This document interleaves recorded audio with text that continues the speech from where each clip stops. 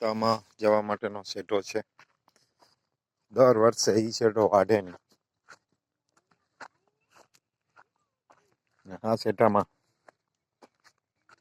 સરફ સાપ હોય, નાના છોકરા જઈ સાપ ચિંદ્રા હોય. આ લોકો દર વર્ષે આમ જ કરે છે. એ ખેડૂત નથી, ગુંભાર છે.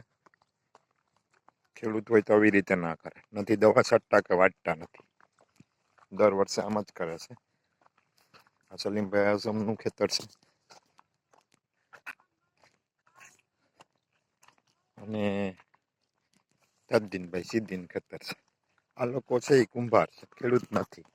ખેડૂત હોય આવી રીતે જો સેટો ન પકવે, આવી રીતે સેટો પકવે એટલે શું થાય? પછી કે તમે પાણી બંધ કરી દીધું, આમ કરી દીધું. તમે તમારા ખેતરનું બીજાને કેટલું નુકસાન પહોંચાડો છો? આ બધું ખેતરનું પાણી પછી અમારા ખેતરમાં આવે.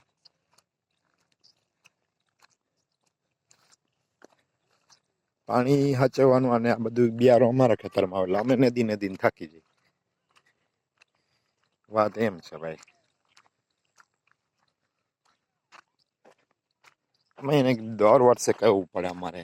એને મનથી એ લોકો સમજતા જ નથી. દર વર્ષે અમારે કહેવાનું ભાઈ સેટો વાય રસ્તામાં સાપસી.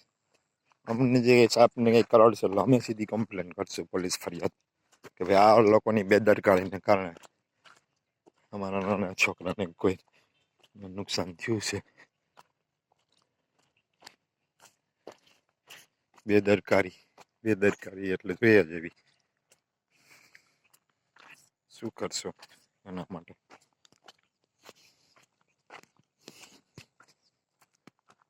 અમે જો અમારું સેટો અહીંયા ચાલુ થાય, અમે દવા મારી દીધી.